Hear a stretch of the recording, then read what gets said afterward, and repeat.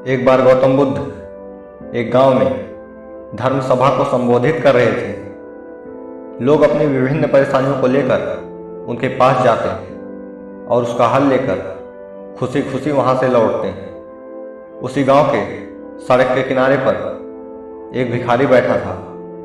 वह महात्मा बुद्ध के उपदेश शिविर में आने जाने वालों को बहुत ही ध्यान से देख रहा था।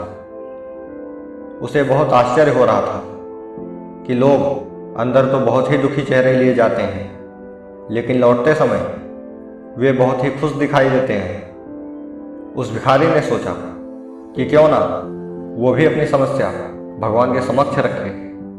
मन में यही विचार लेकर वह महात्मा बुद्ध के उपदेश शिविर में गया।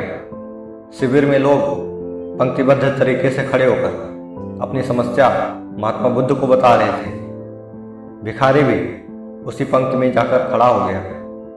जब उसकी बारी आई तो सबसे पहले उसने महात्मा बुद्ध को प्रणाम किया और कहा, भगवान, इस गांव में लगभग सभी लोग खुश और समृद्ध हैं, फिर मैं ही क्यों गरीब हूँ। इस पर महात्मा बुद्ध ने मुस्कुराते हुए कहा, तुम गरीब और निर्धन इस वजह से हो क्योंकि तुमने आज तक किसी को कुछ भी नहीं दिया है, तुमने सिर्फ लोगों से लिया है। महात्मा बुद्ध की बातें सुनकर वह भिखारी बड़ा आश्चर्यचकित हुआ और कहा, भगवान, मेरे पास भला दूसरों को देने के लिए क्या है। मेरा तो स्वयं का गुजारा भी बहुत ही मुश्किल से हो पाता है। मैं तो स्वयं लोगों से भीख मांगकर अपना पेट भरता हूँ। महात्मा बुद्ध कुछ देर तक शांत रहे। फिर उन्होंने कहा, तुम बहुत बड़े आलसी हो। औरों के साथ बांटने के लिए ईश्वर ने तुम्हें बहुत कुछ दिया है।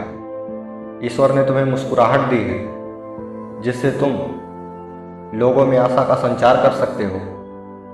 ईश्वर ने तुम्हें मुख दिया है जिससे तुम लोगों को दो मीठे शब्द बोल सकते हो।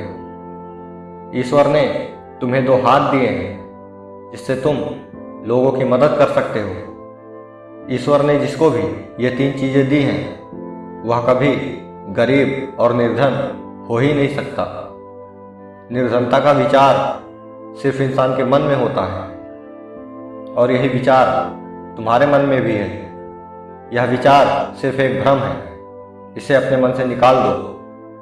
कभी भी मन में निर्धनता का भाव उत्पन्न ना होने दो, गरीबी अपने आप दूर हो जाएगी। भगवान बुद्ध का उपदेश सुनकर उस भिखारी का चेहरा चमक उठा और उसने इस उपदेश को अपने जीवन में उतारा, जिससे वह फिर कभी दुखी नहीं हुआ। तो अगर आप भी अपने जीवन में किसी बात को लेकर चिंतित और परेशान हैं तो उस विचार को अपने मन से निकाल दीजिए। आपकी चिंता स्वयं दूर हो जाएगी।